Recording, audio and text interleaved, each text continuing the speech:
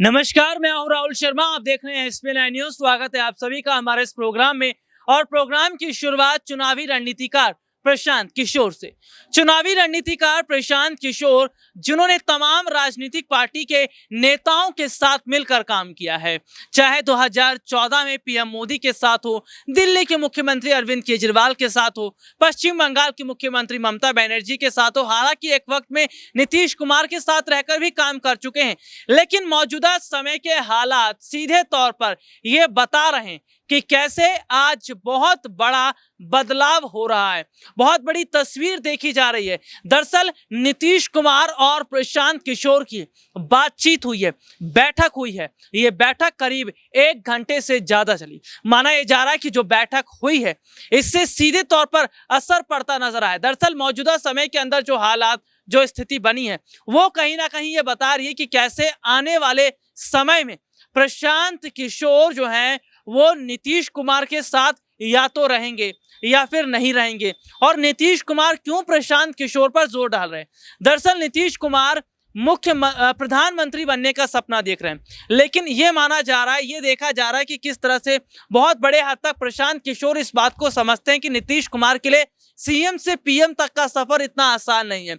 लेकिन हाँ, एक बात जरूर है, वो ये है कि प्रशांत किशोर ये बता रहे हैं कि बीजेपी को अगर कोई टक्कर दे सकता है तो वो आम आदमी पार्टी है। आम आदमी पार्टी कैसे बीजेपी को टक्कर दे रही है, कैसे 2024 से पहले सियासी माहौल बदल रहा है, सियासी समीकरण बदल रहा है, इस पर बात कर रहे हैं। दरअसल मौजूदा समय के अंदर ये देखा जा रहा है कि एक और जहां नीतीश कुमार प्रधानमंत्री बनने का सपना देख रहे हैं, तो वहीं दूसरी तरफ ममता बनर्जी, अरविंद केजरीवाल, अखिलेश यादव, तमाम और बड़े चेहरे, शरद पवार, वो भी प्रधानमंत्री बनने का सपना देख रहे हैं। लेकिन इन सब के बीच मौजूदा समय के जो हालात बने हैं या मौजूदा समय की स्थिति जो बनी है, अब वो कहीं ना कहीं ये बता रही कि कैसे आने वाले समय में सबसे बड़ा जो फायदा है वो अरविंद केजरीवाल को होता नजर आएगा।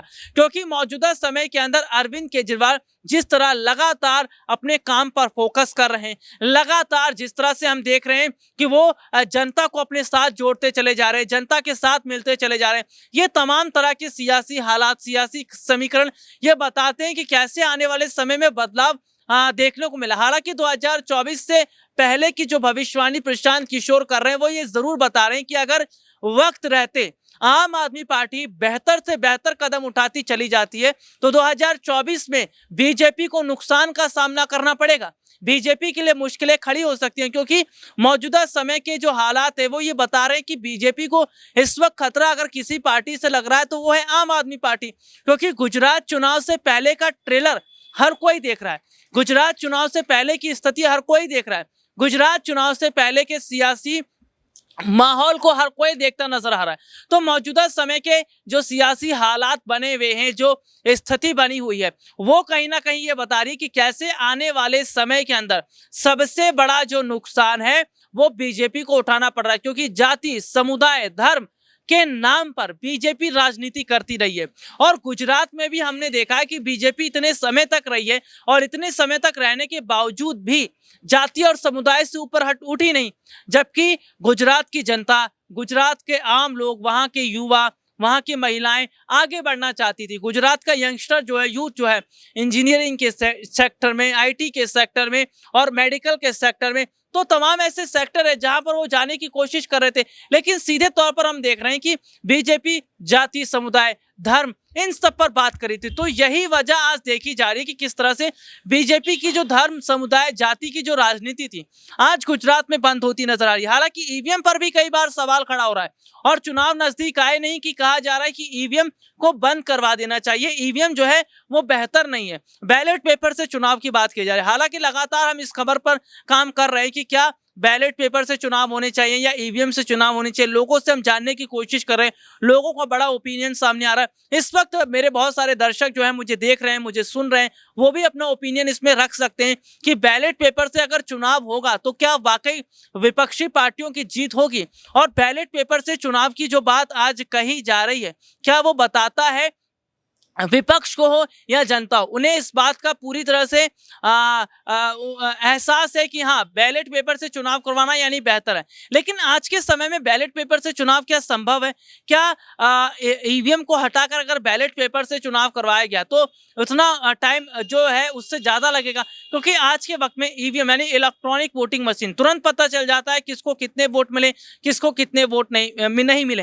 हालांकि विपक्ष लगातार ये कह रहा है कि ईवीएम के जरिए धांधली होने की कोशिश की जाती है, ईवीएम के जरिए धांधली करवाई जाती है। तो क्या आज मौजूदा समय के अंदर हम देख रहे हैं कि बीजेपी जो चुनाव जीत रही है वो ईवीएम के सहारे जीत रही है? लेकिन एक सवाल ये भी है कि भाई पंजाब में अगर भी हाल ही में 5 राज्यों के चुनाव हुए, जहां पर हमने देखा कि पंजाब में आम आदमी पार्टी की जीत हुई, तो कैसे ये कहा जाए कि भाई ईवीएम का खेल किया जाता? अगर ईवीएम का खेला होता तो 5 राज्यों में इनकी जीत होती। अच्छा, दिल्ली में भी विधानसभा चुनाव हुए थे, बीजेपी ने काफी कोशिश की, अगर ईवीएम से चुनाव जीतना होता तो दिल्ली में जीत जाते। अच्छा, अगर हम बात कर लेते हैं अन्य राज्यों की, तो अन्य राज्यों में भी हम देख रहे हैं कि कुछ इस तरह की स्थिति बनी है कि वहां पर भी सरकारें बीजेपी की नहीं रही है, तो क्या वहां पर भी खेला हो सकता था? तो ईवीएम, क्या ये एक शक है, एक मन का भ्रम है विपक्ष के लिए, या वाकई ईवीएम में गड़बड़ी है? हालांकि विपक्षी पार्टियों की मैं बात करूं या समाजवादी पार्टी की बात करूं, अभी हाल ही में जो 5 राज्य के चुनाव हुए इसमें उत्तर प्रदेश जो है वो बड़ा है, और समाजवादी पार्टी ने बाकायदा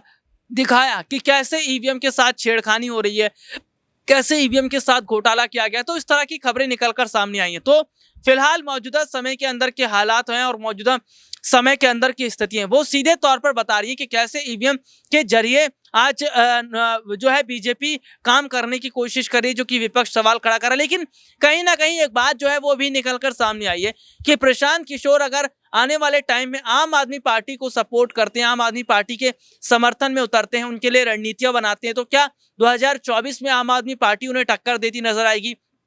क्या 2024 में आम आदमी पार्टी एक बड़ी रणनीति बना सकती है? क्योंकि मौजूदा समय के हालात, मौजूदा समय की स्थिति जाहिर तौर पर यह इशारा कर रही है कि किस तरह से धीरे धीरे करके जो आम आदमी पार्टी है वो बीजेपी की तरफ बढ़ती चली जा रही है। अच्छा, गुजरात की जनता का सपोर्ट भी हम देख रहे हैं कि आम आदमी पार्टी को मिला है, क्योंकि अरविंद केजरीवाल जिस तरह से एक गरीब ऑटो वाले के यहाँ पहुंचते हैं, उनके यहाँ खाना खाते हैं, आम लोगों से मुलाकात करते हैं, लोगों की समस्या जानने की कोशिश करते हैं। बाकायदा अरविंद केजरीवाल ने फिर एक ट्वीट शेयर किया, उन्होंने दिखाया कि देखिए, मैं अगर एक गरीब ऑटो वाले के यहाँ खाना खाने गया, उनकी समस्या जानने के लिए गया, तो इतने वर्षों के बाद अब यहाँ के मुख्यमंत्री भी जाग गए, वो भी ऑटो वाले, यानी कि ऑटो वाले ही, और कोई गरीब हो सकता था वहां के, और कोई गरीब परिवार के लोग हो सकते थे, लेकिन नहीं, केवल ऑटो वाले। तो यहाँ पर हम देख रहे हैं कि बीजेपी नकल करने में बहुत बड़ी आदत है, बहुत जो पुरानी आदत रही है बीजेपी की वो नकल करने की, क्योंकि शिक्षा मंत्री जो मनीष सिसोदिया दिल्ली के, तो उन्होंने दिल्ली के